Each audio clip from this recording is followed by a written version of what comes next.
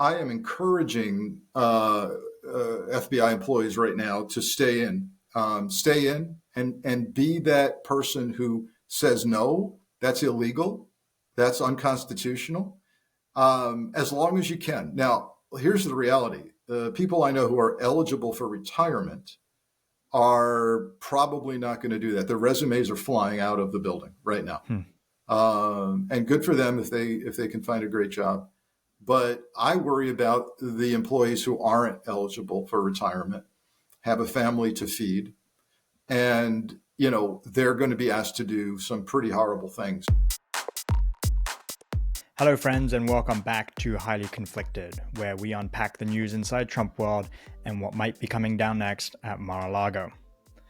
While Trump has a handful of controversial nominees, one deeply polarizing pick is Kash Patel to lead the FBI.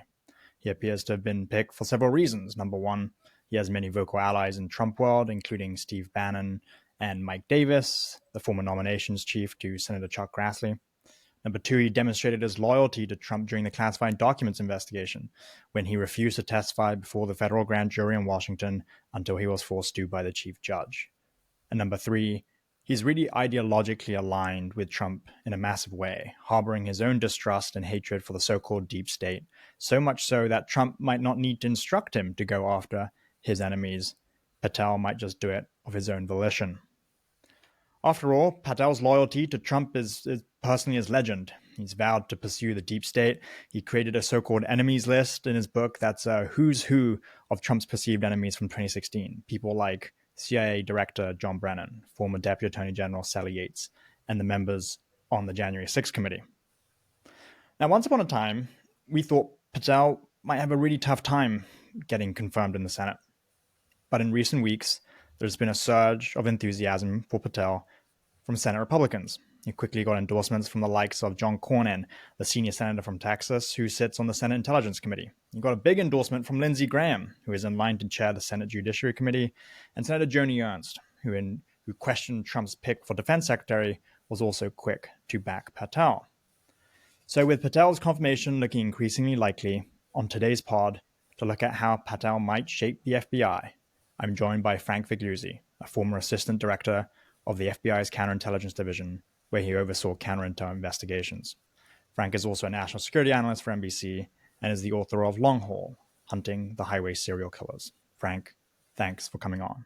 Hugo, I'm glad we could find time to do it. It's an important topic. Well, let's dive in, because Kash would be coming into the FBI without having ever been at the Bureau. He has some national security experience, but a major caveat is that experience is extremely partisan, right? And for the benefit of Trump, whether it was when he was in the House Intel Committee when Devin Nunes was chair, who turned out to be a massive Trump ally, or when he served in the Trump admin. What are your main concerns about Patel's experience and how partisan and how Trump MAGA it is specifically? It's a sad state of affairs when what I'm about to tell you is that the least of my worries, Hugo, are his total lack of qualifications. Let's face it, many of Trump's nominees lack qualifications.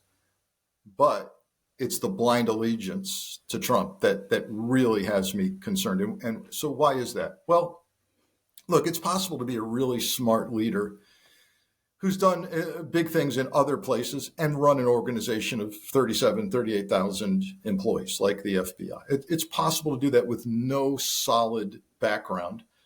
It's not good. It'll be ugly. But that's not my concern. My concern is that he turns the FBI into something that works against the American people and further erodes the rule of law and even the Constitution. He's going to have to take an oath on day one to protect, preserve, and defend the Constitution. But his own language has been contrary to the Constitution. This talk of pursuing people, regardless of whether there's really a law there. He actually said, well, I don't know if it's going to be criminal or civil. We'll have to figure that out. Okay. Well, the FBI doesn't work civil matters. So first of all, I don't know if he wants the FBI to sue somebody. Not sure what that means. And I've yet to this day to see the so-called evidence of criminality in the origin of the Russia investigation. Yes, there was a low-level FBI lawyer at headquarters who pled guilty to fabricating or misstating a characterization of a source in the infamous Carter Page FISA affidavit.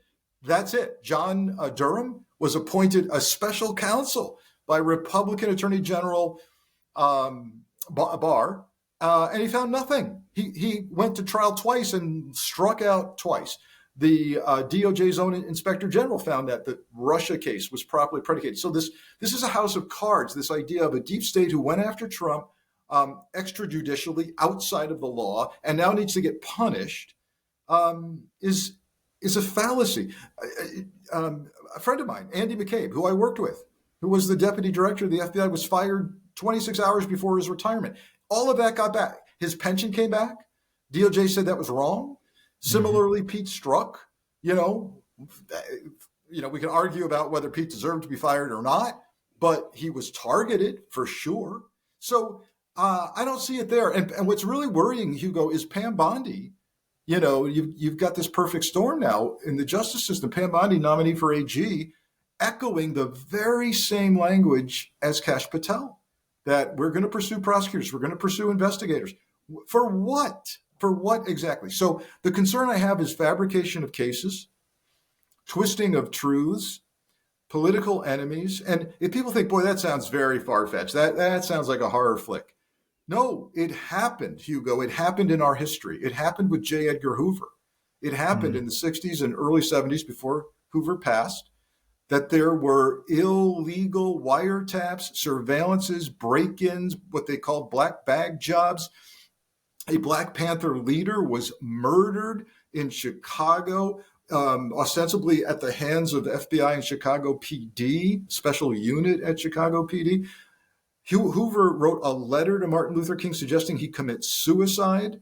There were wiretaps. So, we can have it again. And some people say, well, after all those illegalities were exposed, Congress had the church committee and all kinds of guidelines were instituted. Yes, they are guidelines. They are guidelines. But the very thing that allows the FBI, the tools that allow the FBI to jump on cases, jump on threats, and prevent iconic terror attacks since 9/11 could absolutely be abused. There's something called a threat assessment. There's a level up investigatively called a preliminary inquiry. And under threat assessments and preliminary inquiries, you can do a hell of a lot to surveil someone and make their life miserable without ever opening a full-blown investigation. I mean, actually, that preempts a little bit of my next few questions because it's to do with kind of checks and balances on the director's power. Trump said in a recent interview on Meet the Press on NBC that he would not direct investigations into his enemies, although he did say many should be in jail. But whether Trump directs Patel to do his dirty work or not, there seems to be a very good chance that Trump's enemy will come under criminal investigation at any level just because that's what Kash wants to do himself. As director, logistically, what are the limitations or checks that you could implement? I mean, maybe it's actually really hard because presumably he would come in and not only fire the senior executive staff, but he would install his own chief of staff. He would install his own general counsel who would okay things from an internal legal perspective. What do the internal checks at FBI headquarters look like? You've set the table pretty well, because on an ordinary planet in an ordinary time, I would regurgitate what you just said. Oh, don't worry. There's a general counsel. Right. There's a deputy director. Oh, don't worry. The rest of the intel community would smack some sense into an FBI director, the head of NSA, CIA, DIA. They will put him in restraints. No, all of those people are going to be MAGA loyalists, Trump loyalists. And, DOJ has a huge machine, not only the Inspector General's office, but, there's a OPR, there's right. All kinds of oversight. But if all of that oversight either goes away or is loyal to Trump as well, we lose those guardrails. So I don't think people truly realize how powerful an FBI director can be unrestrained. And as I said, DOJ guidelines are guidelines. You want to open a case and call it a threat assessment or a PI, you can do it. You've got 90 days to tell your supervisor, I've got something or I don't. 90 days is a lot of time to wreak havoc with somebody's life.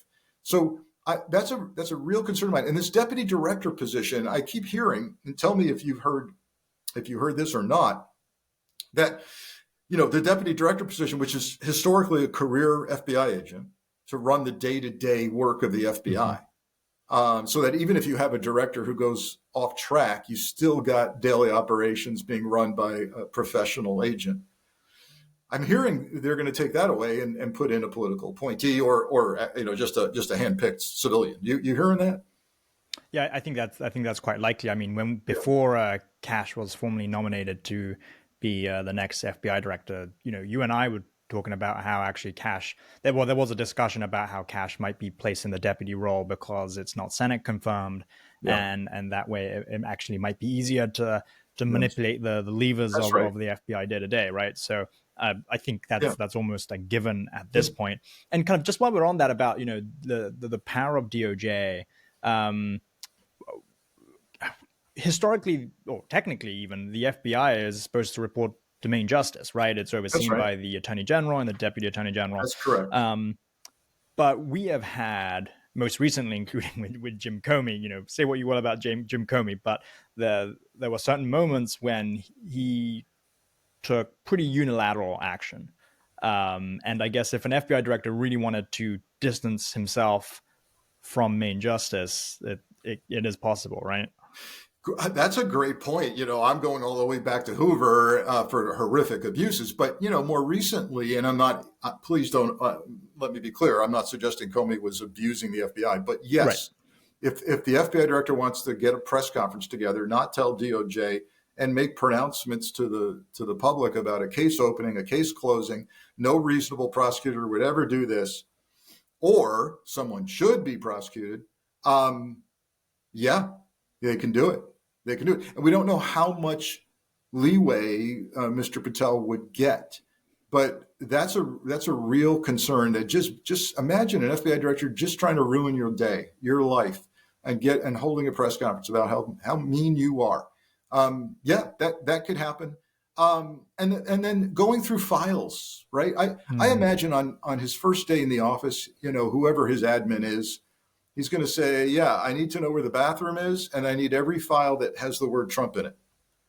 And that's going to happen, and guaranteed. And that'll be presented to Trump. It may go public as to who was cooperating. The FBI guards like Fort Knox their informant base. I mean, those files are locked down because literally somebody could die. And that should be a concern, that Kash Patel's going through informant files and saying, look at that. This guy coughed it up on Trump or these Republicans. Day 2, give me all the corruption files involving Republican elected officials. Wow. Throughout the country? Yeah, we're going to close a lot of those. Oh, okay.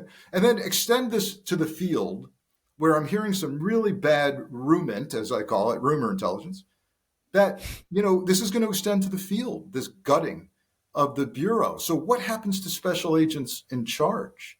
Are they going to have someone come alongside them to watch them, to monitor them?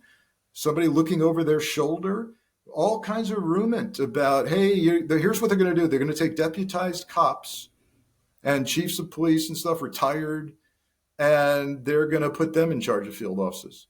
Combine that nightmare with the fact that every U.S. attorney in every judicial district will turn over. That's typical.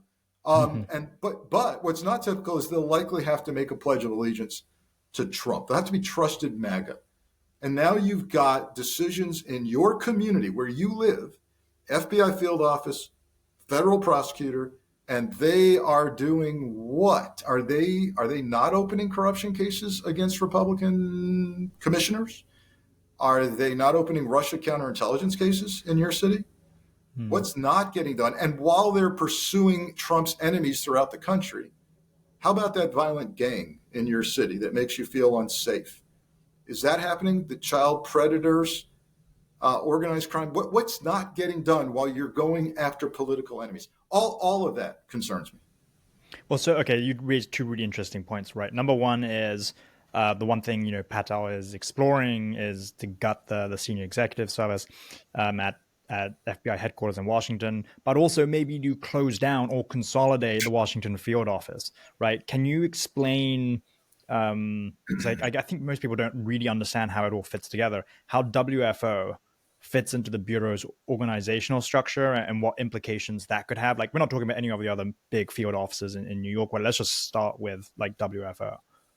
Sure. I mean, Washington field office is a large field office, one of now 55 field offices in the FBI, but it's particularly important not only because of its size, but its mission. I mean, it's in the seat of government. So, of course, Washington field office gets the big, high-profile political cases.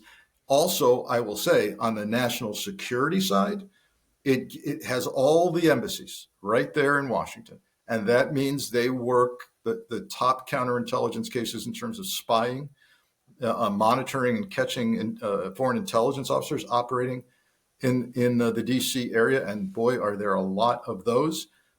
You can imagine the defense contractor industry, where the corruption involved in defense contracting, all the big names we can rattle off if we want to get in trouble, all right there at WFO. It's so big that the person in charge of the Washington field office is an assistant director, whereas the person in charge of almost every other field office is called an SAC, a special agent in charge. This guy or gal is an assistant director with SACs under him of a criminal division, a counterterrorism division, a counterintelligence division, all of that going on under one roof there. And it's funny. Years ago, when I was at headquarters as a very young supervisor, Louis Freeh was the director. And Louis Freeh came in, and interestingly, he was a federal judge, and also a federal prosecutor. But before that, he was an agent for several years. And he came in and said, headquarters is too fat. I want some dead wood out of here, and he came up with some arbitrary numbers about if you've been here at headquarters X number of years, get the hell out. And so he was, and then to avoid all of this is what Kash Patel is going to have to wrestle with. How do you legally, within all of the bureaucracy of the government, how do you empty out headquarters? Because you're talking tens of millions of dollars to literally transfer people around the country. You're talking all kinds of lawsuits if you do away with civil service protections. So what Louis Freeh came up with was kind of an interesting solution. You all can go to, people over this age or over this number of years here, go to Washington field office and figure it out. Go work some crime or something. Go do something over down there. Get out of headquarters. Well, guess what? Soon enough, people went, oh God, we're understaffed. And the numbers had to come back. So it sounds good on the evening news to say, I'm going to empty out the bureaucrats of headquarters. Yeah. Oh, okay. Well, they serve a function. They do. And people think, yeah, that's where, Kash Patel has said, I want agents. Agents are cops. That's a quote. Agents are cops. Let them go be cops. Let them work murder and rape. Well, no one has told Kash Patel that murder and rape in and of themselves are not federal crimes. So, right. Somebody's got to tell them that we don't do that. And at headquarters, they have a 30,000-foot view of the world. And people say, well, who cares about the world? America first. No, the transnational crime that's happening here, whether it's a Venezuelan gang or an El Salvadoran gang or the mafia or Japanese, or in Miami or in New York, right? Drugs, cartels, it's all international. The FBI, I'm sure Mr. Patel will be shocked someday to find out that the FBI covers almost 200 countries with, 80 offices abroad? 80 abroad. I'll bet you he doesn't know that. Yeah. That's a really good point. It's a really good point, right? Because even in the IC, in the intelligence community, there is this idea that the agency does foreign stuff and the bureau does domestic stuff. And actually, in our world now, it's so interconnected. It's just not true. Exactly. I actually wonder if what ends up happening to some of these partisan-driven investigations is that either one, they get overtaken by these day-to-day fires that, you know, he's going to have to deal with, or his staff is going to have to deal with. Yeah. But also, like, number two, I wonder how many career agents who are thinking longer term, and then, you know, like once Trump is out, this period might change or destabilize, but once Trump is out, things will change, and they start taking more aggressive CYA measures, right, to ensure that they're on the right side of anything. If there's a congressional investigation 5 years down the line, that they will be able to say, you know, I did the right thing, and in doing so, all of this stuff that Kash Patel wants to do actually gets slowed down. Ironically, through bureaucracy and people wanting to cover themselves. I would, for that reason, I am encouraging FBI employees right now to stay in and be that person who says no, that's illegal, that's unconstitutional, as long as you can. Now, here's the reality: the people I know who are eligible for retirement are probably not going to do that. Their resumes are flying out of the building right now. And good for them if they can find a great job. But I worry about the employees who aren't eligible for retirement, have a family to feed, and, you know, they're going to be asked to do some pretty horrible things. So yes, I think there will be resistance. I think there'll be courtroom resistance to things like, hey, I'm going to do away with your civil service protections. You're fired. Okay, for what? I don't know, but go away. That's going to end up in court. And a lot of that will happen. And then there'll be quiet things like you're implying, which is, yeah, no, you want me to open that case on some enemy of Trump, but there's no predication here. There's no criminality. Yeah, sure. I'll work that really hard after I get back from the gym. So, you know, it's there's going to be that kind of resistance as well.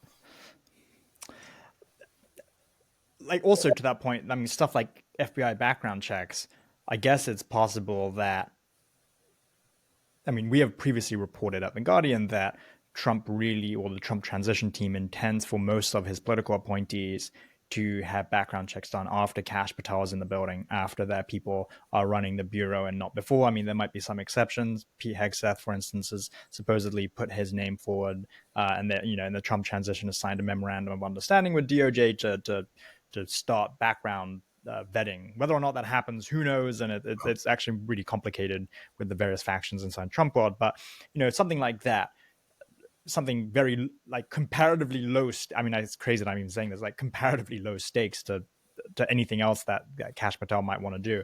But in terms of background checks, is there a way for agents to not do aggressive checks? Is there a way? I mean, maybe they have to do the full vetting, and then it's up to Kash Patel to decide whether or not he sends the entire file to the White House. I don't know. Like, can you talk a little bit about that? Yeah.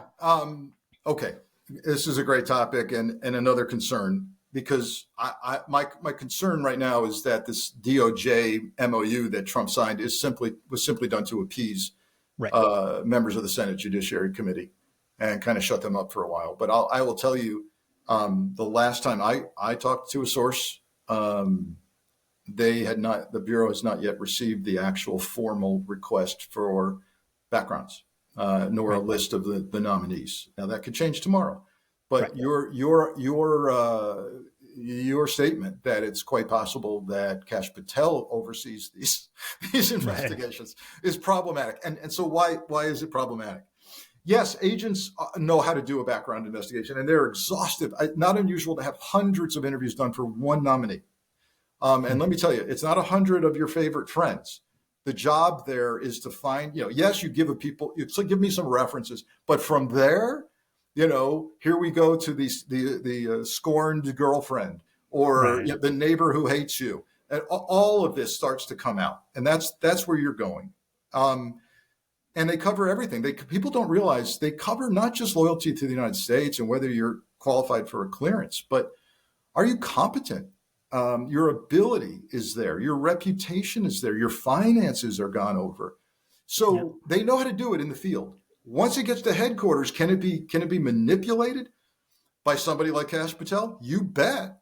You bet. What gets to his desk and what gets to the Oval Office might be two very different things. The other thing that could happen is that the White House could start dictating, hey, don't interview Sally. Sally is a problem, so Right. don't go near Sally. Now, that's not supposed to happen, but you know where that does happen, not only in my experience, but we've all witnessed it with the Justice Kavanaugh, Right. the reinvestigation. So when there's a reinvestigation, and that would apply now to anybody, and I'm trying to quickly run through the list here of nominees, anybody who's already had a federal background done for their position, clearance, Right. whatever they are, advisor, that's called a reinvestigation now. And guess what? Those are different. And the White House dictates the parameters of a reinvestigation, which is permitted. It's the only thing, background investigations are the only thing the FBI does where the client is not the American people. The client is the White House. So don't be surprised if parameters are set and interviews are dictated. You talk to them, don't talk to them.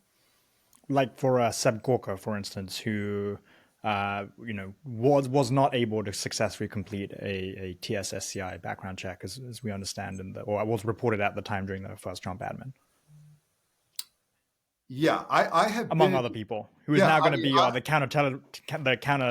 counterterrorism director for Trump. That's right. That's right.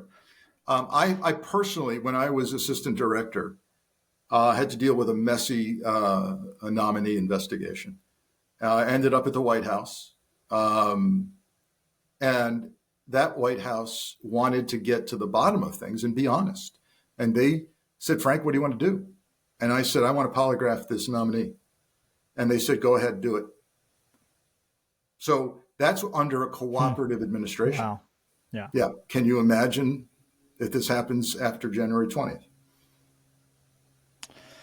I will say, look, Kash Patel does have experience as an assistant U.S. attorney, right? He was a prosecutor. He was on a number of counterterrorism cases. Not the first chair, not the lead prosecutor by any stretch, even though he likes to present himself that way. But I think what was more interesting to me is that the FBI's role is to conduct investigations and to leave the charging decisions to Main Justice. Mm-hmm. I mean, I'm sure there are a lot of FBI agents who feel like they should play a bigger role in charging decisions, and kind of you've seen that crop up sometimes along the way, not least in the classified documents investigations into Trump. But what would be the implications of a director who was clearly interested in a charging outcome from the outset? I mean, is there a way at the FBI, because I've never run an FBI investigation, is there a way to create the situation where you're envisioning criminal charges and to find evidence to fit that crime sort of thing? For sure. And that's a shoddy, half-assed investigation, isn't it? Because you've got an outcome that you've already dictated. So you're headed where you want to go. And yeah, yes, of course, you eliminate other suspects in something. You don't look at exculpatory information, nor do you disclose it in court. And would you even disclose it to DOJ? I mean, prior to bringing a case before a grand jury, it would go through the appellate division at DOJ, right? So here, this gets interesting because there aren't a lot of cases that have to get approval at DOJ. They're not. This happens at the U.S. attorney level in the field. Most of it. Right. Certainly, if you were to charge a politician, certain election crimes, et cetera, certain civil rights investigations, yes, got to go to DOJ. All your national security cases, you're going to go to DOJ. But a lot gets done at the U.S. Attorney's Office. And don't forget, U.S. attorneys are going to be Trump loyalists, right? And you've got this kind of unholy triangle that's going to exist in Washington, which is the White House, the FBI, the DOJ, in the form of Pam Bondi, Kash Patel, all on the same sheet of music. So, if Patel wants to have lunch with Bondi and say, look, I think we're ginning something up on Liz Cheney. Mm-hmm. I think we've got something because maybe she hid some evidence. We don't know, but we're going to open a case on her, and the boss wants this to happen. So right, okay, and there you go. There's a preliminary inquiry. I don't know, and if a career DOJ prosecutor wants to stand up and go, no, there's no predication that doesn't meet the standards, well, they're fired, right? And who do they run to? During his first administration, Trump repeatedly expressed disdain for the inspectors generals at all the agencies, right? And said things like they're all going to go away. And then he said they're all going to fall under the White House, or they're all going to be mine. And so you think an employee is going to run to an IG? No. Especially now. I mean, if like, for instance, at DOJ, I don't think, let's see if Michael Horowitz stays on as DOJ IG, but it could well be that he resigns or he leaves, and then Trump appoints someone more to his liking. Yeah, I can't believe, let's not forget, it was Horowitz who said that Crossfire Hurricane, the Russia case, was properly predicated, right? So I can't imagine Pam Bondi's going to keep him on. Right. No. And again, I'm not certain that there's going to be IGs, or that they're even going to fill the spots. Right. Yeah, or they might report right to the White House, and then then you might as well not have any IGs. Yeah. Well, it's all really concerning, but we will continue to track this, and we'd love to have you back on as this all develops. But thank you for coming on and giving your insight, Frank. Appreciate it. No, thank you. And my last word: if people listen to this and are concerned, pick up the phone, call your senators, and tell them, even the Republican senators, say, look, we need FBI. Not only do we need FBI investigations to occur, we need them to occur legitimately under this administration, not under Kash Patel. That's a conflict of interest. And Senate, you do not want to lose your advice and consent powers. And you're on the precipice of losing them, particularly if there are recess appointments or half-ass background. Or Federal Vacancies Act, even. I mean, yeah, we don't even have to go that far, right? Yeah, let's remember this. Kash Patel can serve as an acting for about 7 months. It could go longer. 7 months is a lot of time to do damage. Yeah. Anyway, thank you for the conversation. I'm Hugo Lowell, a senior political correspondent at The Guardian. Special thanks to our guest today, Frank Figliuzzi.